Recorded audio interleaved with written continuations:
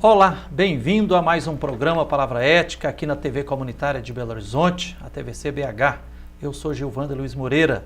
Lembrando que a programação da TV Comunitária está acessível através do canal 6 da NET e através do canal 13 da Oi e também via internet tvcbh.com.br, tvcbh.com.br.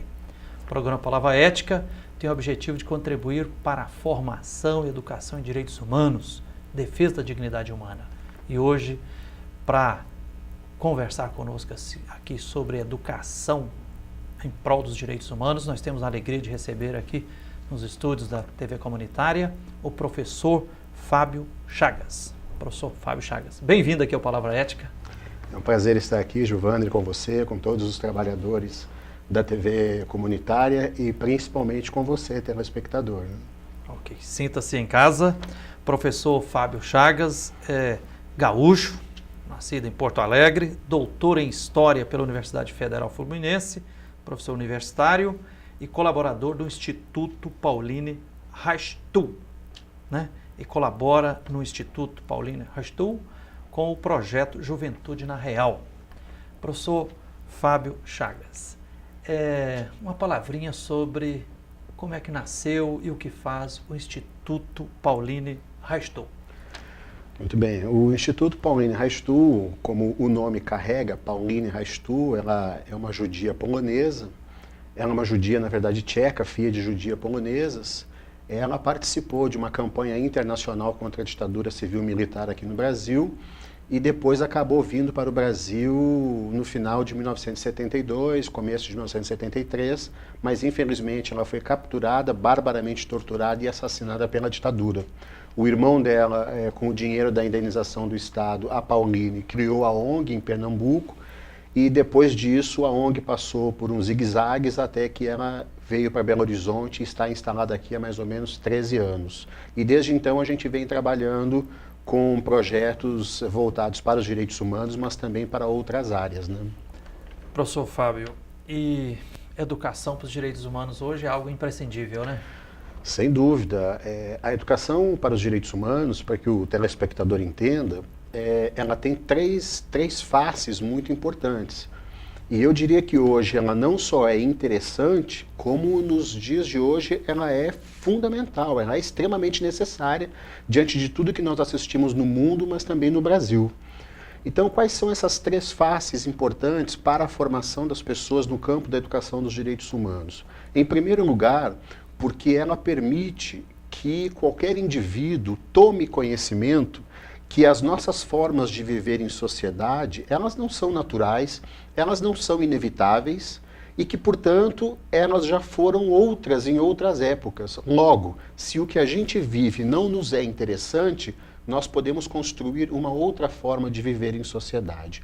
Isso é muito relevante porque a gente começa a desmontar, como se a gente estivesse assistindo a um espetáculo de teatro, que é a sociedade, que é o mundo, mas que a gente pudesse ir para os bastidores para saber que aquela peça foi feita, foi preparada e que ela pode ter outro jeito de ser feita, ou que nós podemos ter uma outra peça completamente diferente. E isso está nas mãos dos seres humanos, das pessoas. Esse é um lado da formação em direitos humanos.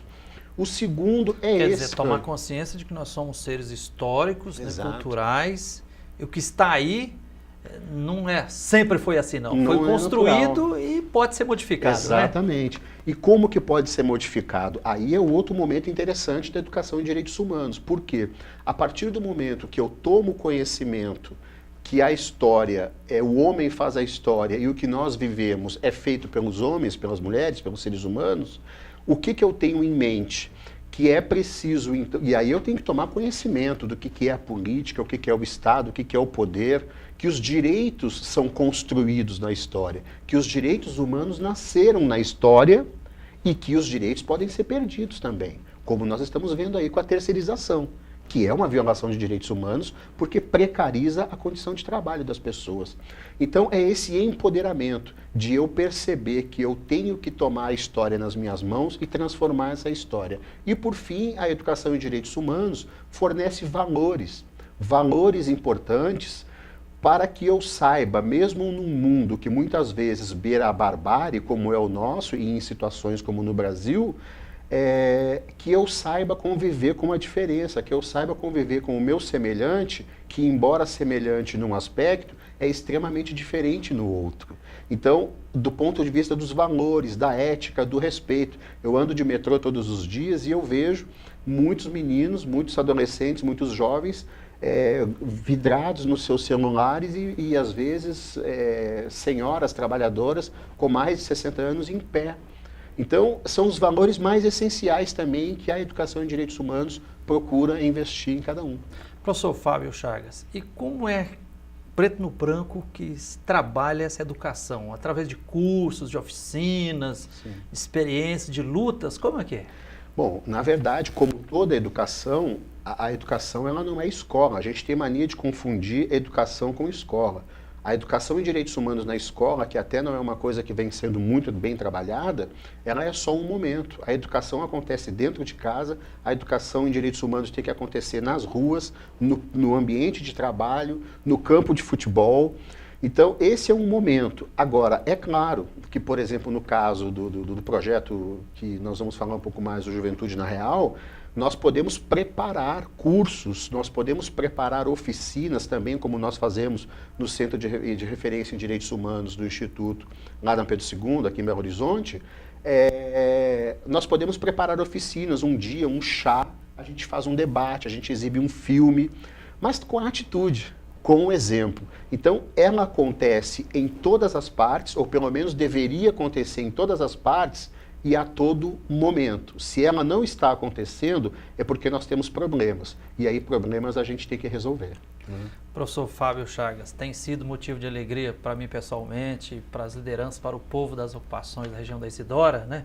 Aqui em Belo Horizonte, ocupações Rosa Leão, Esperança e Vitória, a sua presença, participação e também dos outros companheiros do Instituto Pauline, Rastu, com esse projeto prol de educação para os direitos humanos, né, Juventude na Real. Sim. Conta um pouco para nós como é que tem sido essa experiência nas ocupações da Isidora.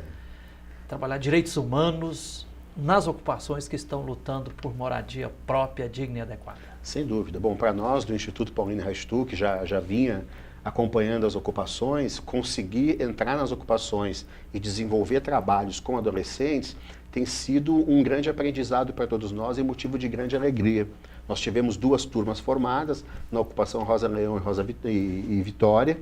E o que eu posso dizer para você da minha parte, primeiro, que se é uma satisfação para o movimento ter o professor lá, como eles carinhosamente me chamam, para mim é um grande aprendizado também, porque eu sou filho, eu sou criado por uma senhora analfabeta que nunca teve chance de ir para a escola, que vem das camadas mais pobres, mais marginalizadas. Então, quando eu estou com aquelas pessoas completamente abandonadas pelo poder público, e principalmente com as crianças, eu entrego tudo que eu tenho de melhor. E o curso Juventude na Real, ele é um curso de educação em direitos humanos, de formação em direitos humanos, mas ele também é mais do que isso. A gente vai um pouco mais longe. A gente tenta mostrar que numa democracia não basta só votar. A democracia é o quanto a gente consegue decidir, o quanto a gente consegue interferir nas decisões. E às vezes votar não é nem o principal, né? Não é nem o principal, votar é a pontinha do iceberg. Então a gente tenta preparar essa juventude das ocupações, embora num número ainda pequeno, porque a gente quer fazer mais cursos e mais ocupações, o que a gente tenta fazer é construir, através do conhecimento, o empoderamento para que esses jovens percebam que não só existe uma violação de direitos humanos pelo fato de não terem uma casa para morar com as suas famílias, mas de não ter uma quadra, de não ter um centro cultural. Porque eu lembro que eu ia embora todas as noites da Ocupação Vitória ou até do Rosa Leão e as crianças e os adolescentes falavam: Fábio, agora vai ficar tudo escuro aqui e a gente não vai ter nada para fazer. Aquilo me apertava o coração. E agora a gente está até com uma proposta de levar o cinema aos finais de semana, a cada 15 dias para as ocupações, para ter alguma coisa para fazer naquela escuridão, né? Então foi uma experiência muito rica. O projeto Juventude na Real, ele é muito rico e acho que as crianças ganham, mas fundamentalmente acho que mais o Instituto e eu particularmente é que ganho com tudo isso. Professor Fábio, como é que foi mesmo, para quem está mais distante assim, esse Juventude na Real, nas ocupações? tinha uma determinada carga horária, oficinas, vídeo, reflexão, debate. Em que consistiu realmente? Sim. Em realidade, o Juventude na Real, ele aconteceu em mais ou menos 14 dias, 11 entre 14 dias, e nós tínhamos uma proposta muito baseada num grande educador que vem sendo aí castigado, que é o Paulo Freire, né? Por setores que, infelizmente, completamente desinformados, mal formados até nos direitos humanos, e através da perspectiva do Paulo Freire, de que todo mundo educa todo mundo é professor e todo mundo é aluno ao mesmo tempo. Então a gente não ia com as coisas muito prontas, a gente ia com as coisas mais ou menos encaminhadas e deixava que os alunos também, os meninos, decidissem qual tipo de documentário eles queriam fazer, que eles pudessem servir o próprio lanche e que a gente pudesse ter uma dinâmica em que eles ditassem o conteúdo e o ritmo das coisas. Então, e aí é o que eu falo, um dos grandes desafios dos direitos humanos. Não adianta eu ter uma cartilha falando dos direitos humanos, é preciso praticar. Não adianta eu falar sobre a liberdade e achar que estou ensinando liberdade e democracia se a gente não pratica.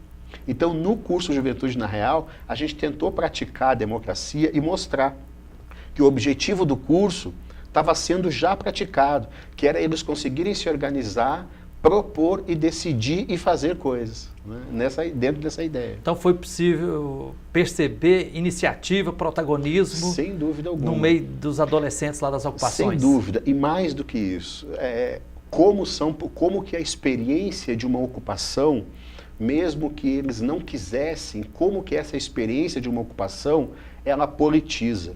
Quando eu estava lá e falava sobre problemas sociais, era impressionante como que essas pessoas tão pequenas já conseguiam identificar os problemas. Só não tinham como colocar dentro do conhecimento. Quando chegava o conhecimento, era uma grande descoberta.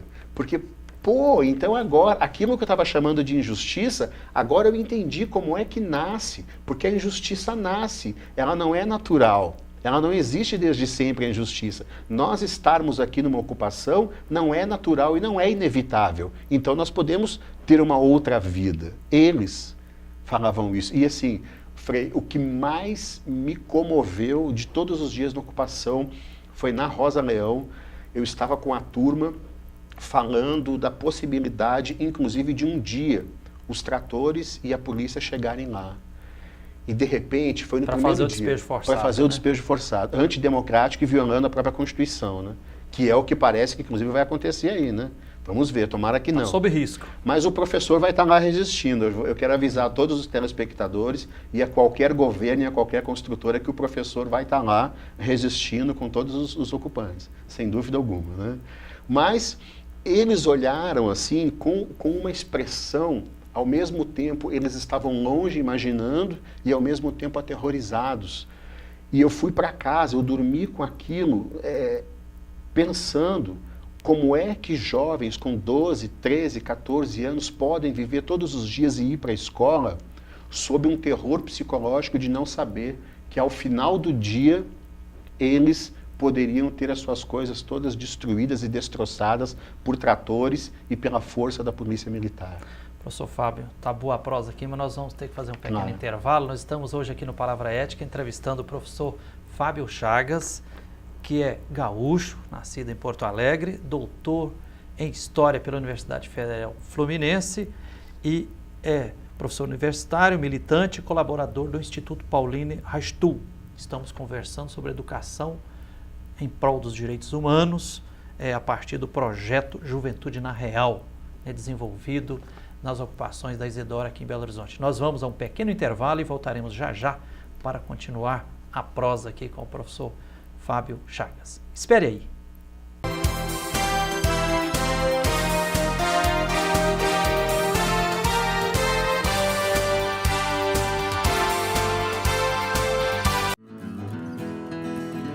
Venha passar um maravilhoso fim de semana na pousada Seu Didi e aproveitar o melhor que a natureza proporciona.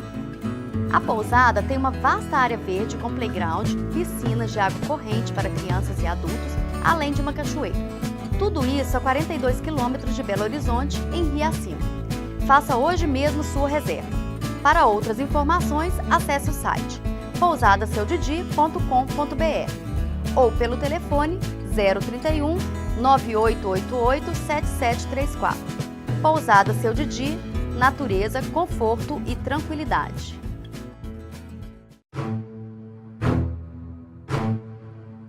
O alcoolismo quase nunca se revela muito cedo. Se esconde na mentira, na negação, nas promessas jamais cumpridas. Enquanto nada interrompe sua escalada, vai deixando uma esteira de danos por onde passa. Por isso, o alcoolismo precisa ser visto de frente. E quanto mais cedo, melhor.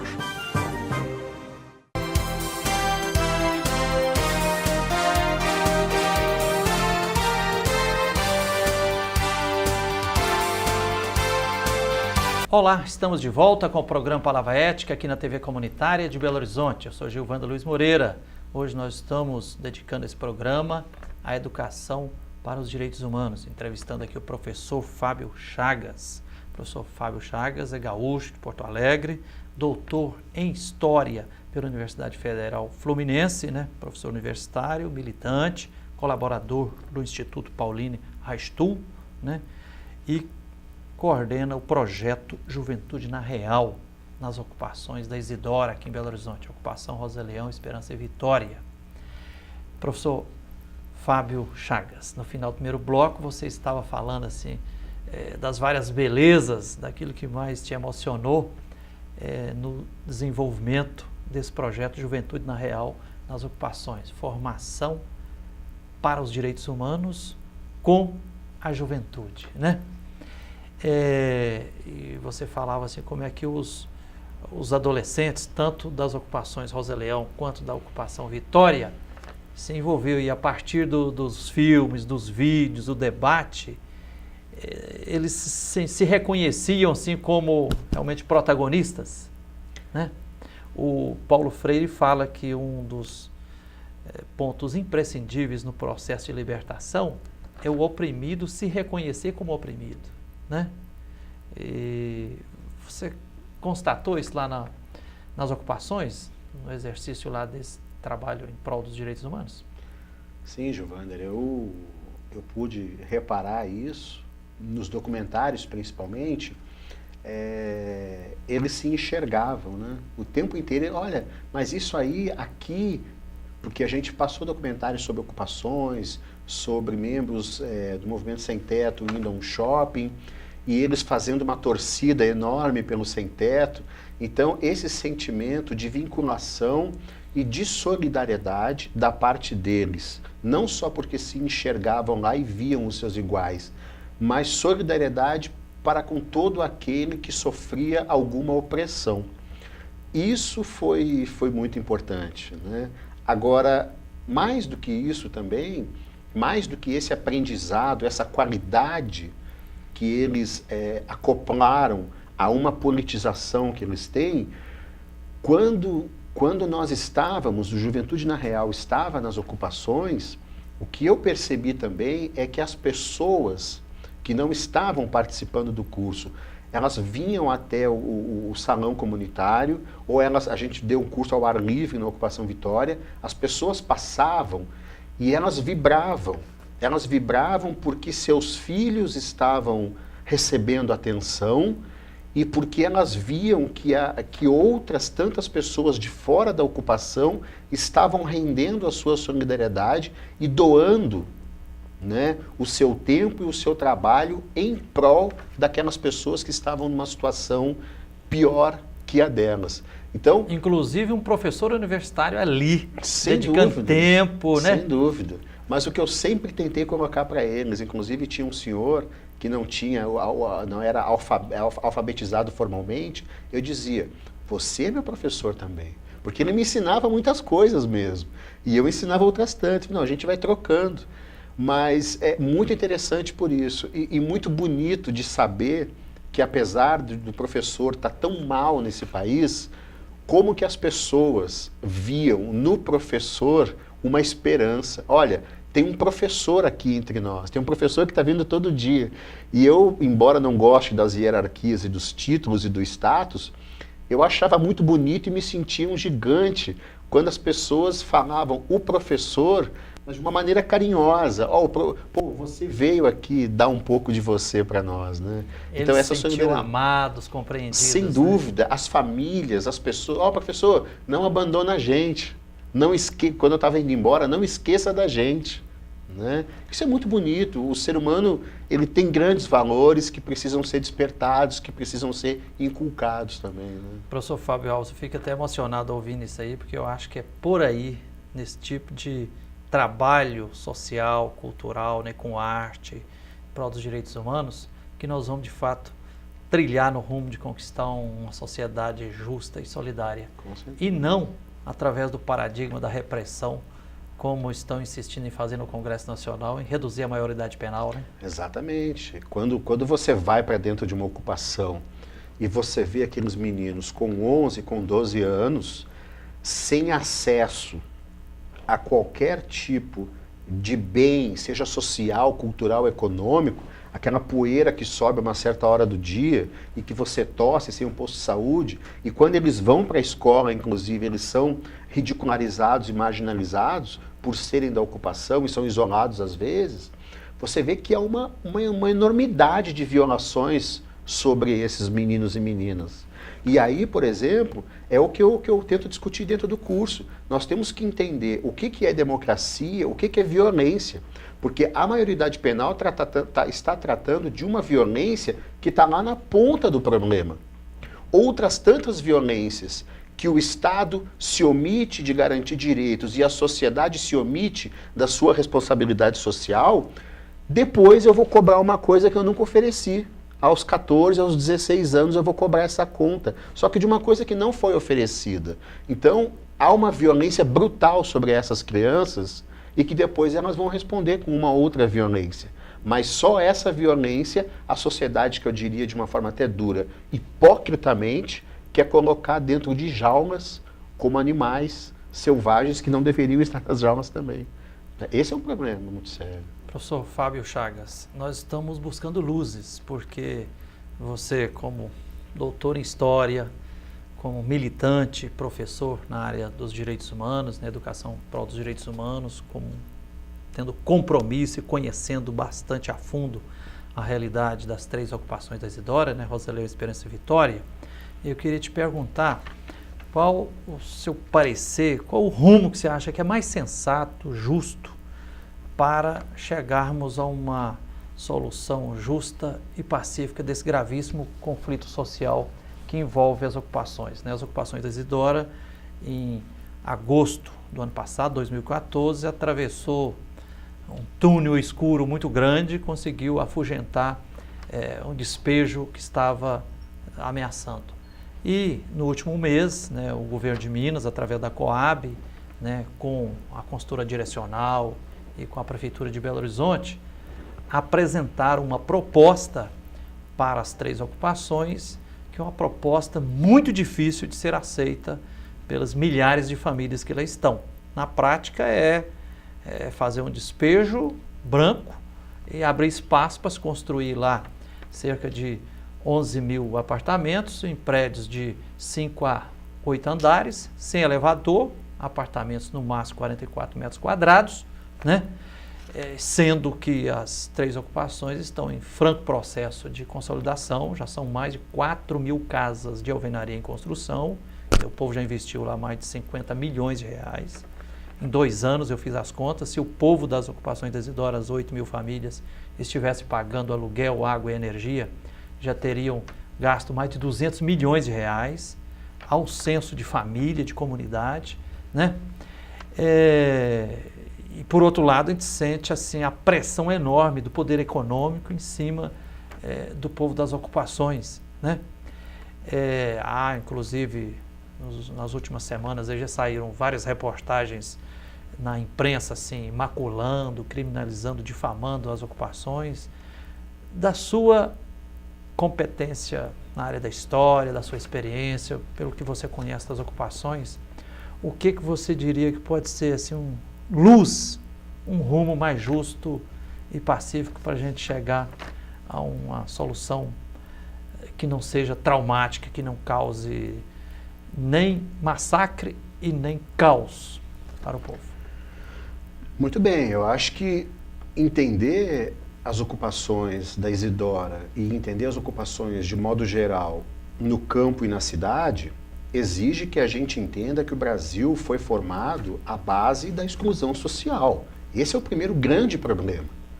Né? Há um apartheid social, embora nos últimos anos a gente veja uma melhoria social e econômica, há um apartheid social no Brasil muito grande ainda.